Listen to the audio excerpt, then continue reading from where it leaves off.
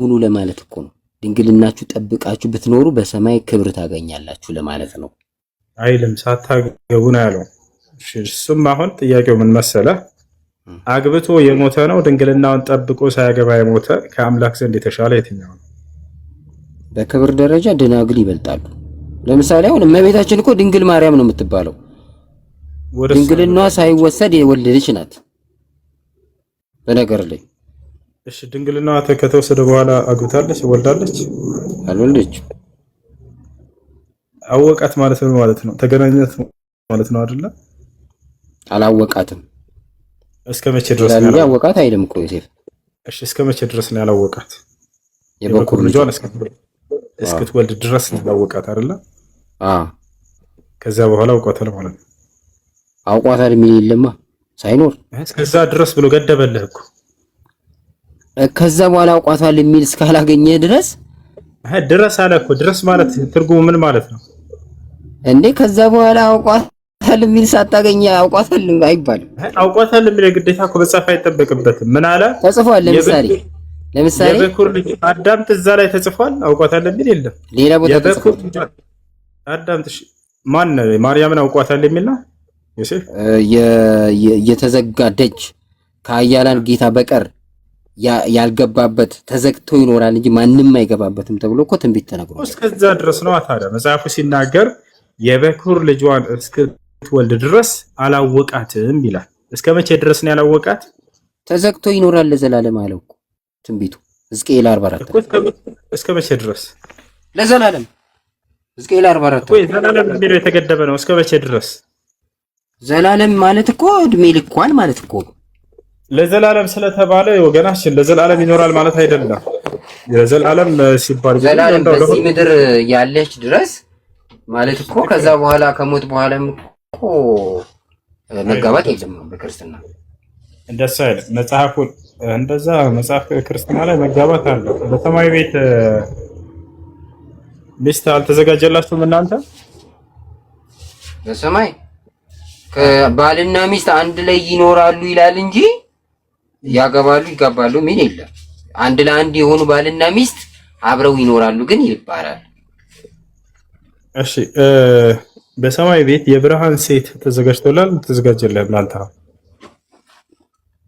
የብርሃን ሴት ማለት ለከኛ ሑረል ዒን ብለን የምንጠራቸው ብርሃናማ የሆኑ ሴቶች አሉ። እዛ የብርሃን ሴት በሰማይ ተዘጋጅቶላል አልተዘጋጀልህ? ኧረ የለም። እኔ አንድ ወንድ ለአንድ ሴት ከጸናው ለኔ ለብቻ ለሁለታችን አብረን የምንኖርበት አለን ይላል። አንድ ወንድ ለአንድ ሴት ለጸና ብቻ በሰማይ የብርሃን ሴት ተዘጋጅቶላል አልተዘጋጀልህም? ባጭሩ እኔ እዛ የሚል አላነበብኩም። በመጽሐፍ ቅዱስ ወይም በሌላ አለ ካልክ አምጣ እስቲ። እስኪ ለባችሁ እንትላላች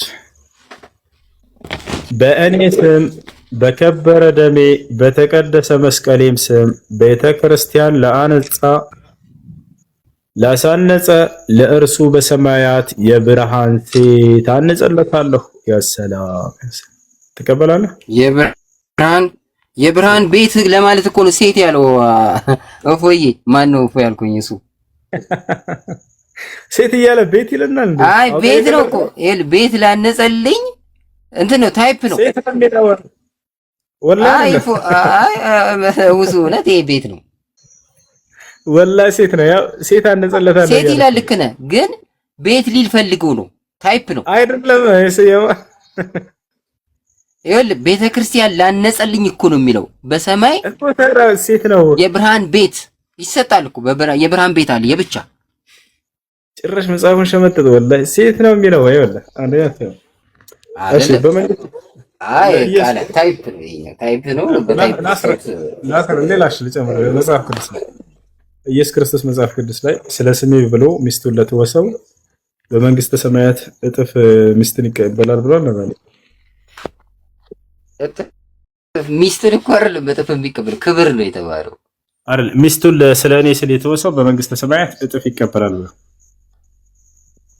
እኮ ሚስቱንም ብቻ አይደለም ብዙ ነገሩን የተወ እጥፍ ይቀበላል ማለት ሚስት ይሰጠዋል። ሚስት የለም አላ እንደሱ እንዳትል እኮ በሰማይ ማግባት መጋባት የለም ብሎ እኮ ጽፏላ። ሌላ ቦታ አሁን አሳየንህ እሱ ነው ገናችን እሱን አሳየን። አዎ በሰማይ ላይ ሴት እንደተዘጋጀ አሳየን። በሰማይ ሴት የለም እንጂ ማግባት መጋባት የለም ማለት እኮ ኢየሱስ። ሴት የለም ነው ያልከው? በሰማይ በመንግስተ ሰማያት ሴት አለ? በገነት ሴት የለም? የዛኔ በመንግስተ ሰማያት ማግባት መጋባት የለም ብሏል። እንደ መላእክት ይሆናል ነው ያለው። ሴት አለ የለም? ሰማይ ቤት በክርስትና የሴት ጾታ ራሱ እኮ የለም። ሴት መሆኗ ግን ታውቀዋለህ። ያው በዚህ ምድር ማንነታቸው ይታወቃል። ጾታ ግን የለም። በሰማይ ሴቶች ይኖራሉ አይኖሩም? በሰማይ አሉ፣ ግን ጾታቸው ግን የለም። የወንድ ጾታና የሴት ጾታ የለም። ማንነታችን ግን ይታወቃል። በምድር ነው የሚታወቀው? ታወቃላ። ይሄ እኮ ምንም ቀላል ነው እኮ። በምን አሁን በመልክ ራሱ አንተን አይተህ እኮ መልክህ የወንድ መልክ ይለያል። በሰማይ ሲቀጥል ደግሞ መንፈሳዊ እውቀት የጎላ ስለነበረ ድሮ በስጋ ወራት ማን እንደነበርክ ይታወቃል። አይደለም አሁን በሰማይ ሄዳችሁ አይደለ? ጾታቸው ብቻ ነው በቃ የሚገነጠል እንጂ ሌላው ሙሉ መልካቸው ይኖራል። አዋ እንደዚህ የሴቷም ልክ እንዲሁ ከምድር ላይ ያለች ክርስቲያን በመንግስተ ሰማያት ትገባለች። ጾታዋ ይገነጠላል። ያንተም ጾታ ይገነጠልና ከዚያ በኋላ እሱ ተወግዶ ሌላኛው መታወቂያ ፊትህ ይኖራል ማለት ነው አይደል? አዎ ኤግዛክትሊ። በጌታ ስም። ስለዚህ ከሰውነት ክፍላችሁ ሙሉ ሰውነትህም አይነሳለ ማለት ነው አይደል?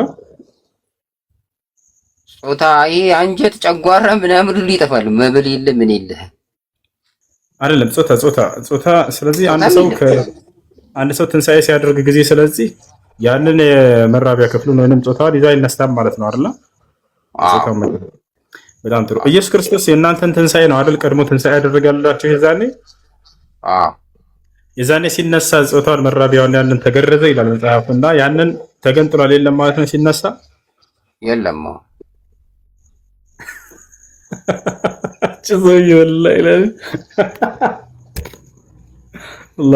ጾታ የለም እኮ። ጾታ እኮ ለመዋለድ ነው የተፈጠረው። በሰማይ ደግሞ መዋለድ ስለሌለ ጾታ ምን ያደርጋል? በሰማይ መዋለድ ቢኖር ይኖራል ብለህ ታስባለህ፣ ግን የለም ማለት እኮ ኢየሱስ ልክ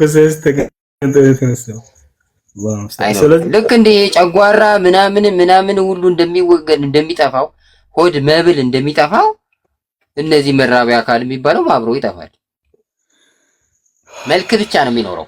የእግዚአብሔር መልክ ነው ስለሆንክ። ምን አይነት ቅርጽ ነው ይዛችሁ የምትኖሩት እዛ? ልክ እንዳሁን ምድር ላይ እንዳለ ነው አይነት ቅርጽ ነው? አዎ ስጋና አጥንት አይደለም፣ ግን እንደ ረቂቅ አካል ሆኖ ስጋና አጥንት ያልሆነ ልክ ይሄንን መሰለ ማለት ነው። ምን አይነት? አሁን እንዳለው ማለት ነው።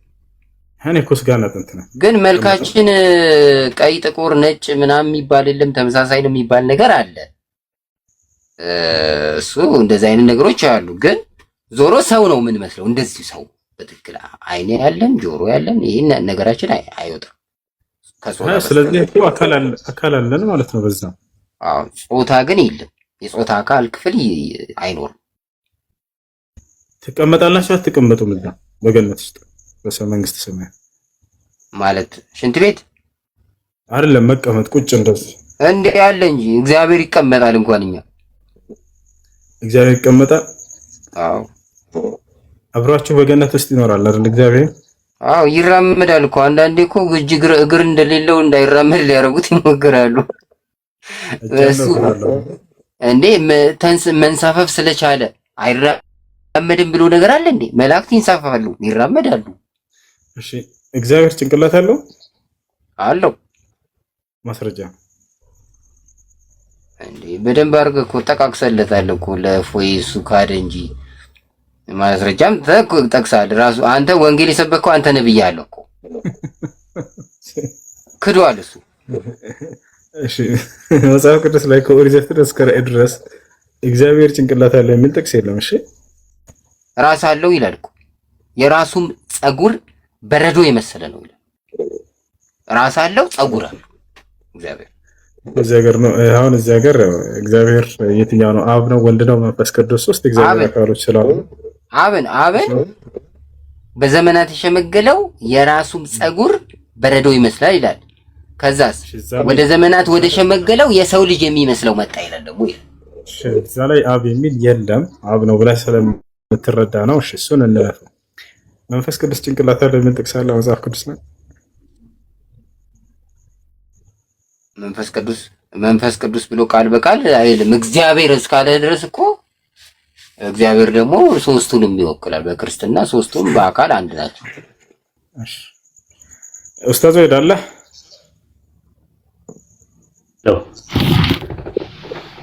በቃ ቀጥል። እኔ ደከመኛ።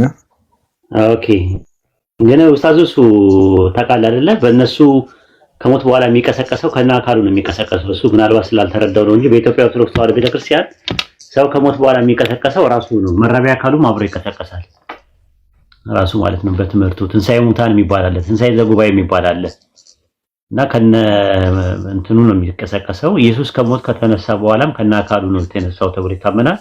በዛ ላይ ደግሞ ምግብ በልቷል።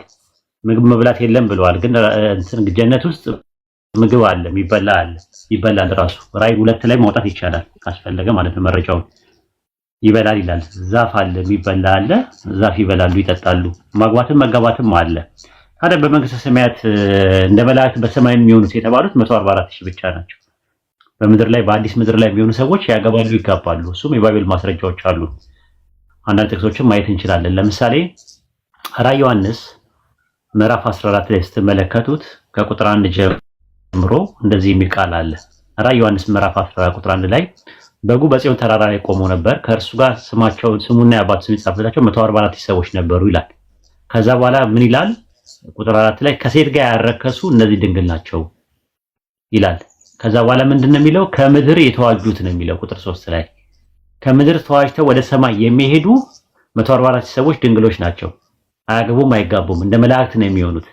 ነገር ግን በአዲስ ምድር ላይ የሚሆኑት ሰዎች በአዲስ ሰማይና አዲስ ምድር ሲመጣ የሚሆኑ ሰዎች ማግባት፣ መጋባትና መብላት፣ መጠጣት የሚባል ነገር አለ። ያንን የቱ ጋር እናገኘዋለን? ትንቢተ ኢሳይያስ ላይ እናገኘዋለን። ትንቢተ ኢሳይያስ ምዕራፍ 65 ቁጥር 17 ላይ እነሆ አዲስ ሰማይና አዲስ ምድር እፈጥራለሁ፣ የቀደሙት አይታሰቡም፣ ወደ ልቤ አይገቡም፣ በፈጠርኩት ደስ ይበላችሁ ካለ በኋላ ምንድነው? አንድ ላይ ይሰራሉ፣ ቤቶች ይሰራሉ፣ ይቀመጡባቸዋል፣ ወይን ይተክላሉ፣ ይበላሉ ካለ በኋላ ምንድነው የሚለው? 23 ላይ ከነ ልጆቻቸው የአምላክ ብሩካን ዘር ናቸውና በከንቱ አይደክሙም፣ ለጥፋትም አይወልዱም እያለ ይናገራል ማለት ነው። አደምና ሐዋ የነበሩበት ጀነት እውነተኛው ሰላም ብያለሁ። በቅድሚያ ሰላም፣ እንዴት ነህ? እግዚአብሔር ይመስገን። አደምና ሐዋ መጀመሪያ የነበሩበት ጀነት ውስጥ የነበረው ጀነት ነው ዳግም በክርስቶስ ኢየሱስ ቤዛዊ መስዋዕት የሚገኘው ድጋሚ በዳግማዊ አዳም። አዎ ጥሩ። አደምና ሐዋ መጀመሪያ የነበሩበት ጀነት ውስጥ አደምና ሐዋ እዛ እያሉ ባልና ሚስት ነበሩ አልነበሩም? ባልና ሚስት ወንድና ሴት አድርጎ ፈጠራቸው ይላል እንጂ ግንኙነት አላረጉም። ግንኙነት ሲኖሩ ባልና ሚስት ናቸው ወይስ አይደሉም? እዛ ያሉ ባልና ሚስት ነበሩ አልነበሩም? ወንድና ሴት ነው የተባሉት እንጂ ባልና ሚስት አልነበሩም ወይ? ባልና ሚስት የሚለውን አላውቅም። ወንድና ሴት ግን ናቸው። ስለዚህ ባልና ሚስት ነበሩ። አዳምና ሔዋን በገነት እያሉ ባልና ሚስቶች ነበሩ። አይታቸው ከሆነ ማለት ነው። ምናልባት ማታውቀው ከሆነ መጽሐፍ ቋሊ ላይ አለ። ወንድና ሴት አድርጎ ፈጠራቸው ይላል እንጂ ባልና ሚስት አድርጎ ፈጠራቸው አይልም። የሚስትን ቃል ሰምታልና ያለው መቼ ነው? ከጀነት ከወጡ ነው ከመውጣታቸው በፊት ነው? የሚስትን ቃል ሰምታልና ያለው ዘፍጥረት 3:17 ላይ እንደገና ደግሞ ባልሽ እያለ የሚያወራው ሚስትስ የሚለው ጀነት እያሉ ነው ከጀነት ከወጡ በኋላ ነው? እሺ እሱን ከመጣል በቃ ልቀበለሽ። አዎ አንደኛ ሁለተኛ ነገር መጽሐፈ ኩፋሌ ምዕራፍ 4 ቁጥር 6 ላይ ጀነት ውስጥ እያሉ ከኔ ከባሏ ተገኝታለችና ይቺ አጥንቴ ናትና እርሷ ሚስት ትሁነኛለች ይላል ኩፋሌ 4:6 ላይ። እሺ እሱን በቃ ተቀበልኩ። ማስረጃም ስለዚህ አለምና ሐዋ በጀነት ውስጥ እያሉ ባልና ሚስቶች ነበሩ ወይስ አልነበሩ? ቆይ ባልና ሚስቶች ነበሩ አልነበሩ? እሱንም ልመንልህ፣ እሱንም አመንክልኝ። ግን ግንኙነት እነሱ ኃጢአት ባይሰሩ የት ነበር የምንኖረው እኛ? ለዘላለም ያው እንኖራለን ማለት ነው። የት ነው የምንኖረው? የት እንደምንኖር አላውቅም፣ ግን እንዴ አይደለም። አዳምና ሔዋን ኃጢአት ባይሰሩ ኖሮ እኛ የምንኖረው የት ነው ብላችሁ ነው የምታምኑት? በኢየሩሳሌም ይባላል መሰለኝ ባለሰ አይደለም። አዳምና ሔዋን ከጀነት ባይባረሩ ነው ለጀነት በዘላለም ይኖሩ ነበር አይደል እንዴ? አይ ከጀነት ውጪ ሰማያት ኢየሩሳሌም አለች እኮ አይደለም። መጀመሪያ አዳምና ሔዋን በእናንተ ትምህርት ነው የምነግራችሁ። በእናንተ ትምህርት በቴዎሎጂያችሁ ደረጃ አዳምና ሔዋን ኃጢአት ባይሰሩ ኖሮ ከጀነት ለዘላለም ይኖሩ ነበር። እኛም እዛ እንኖር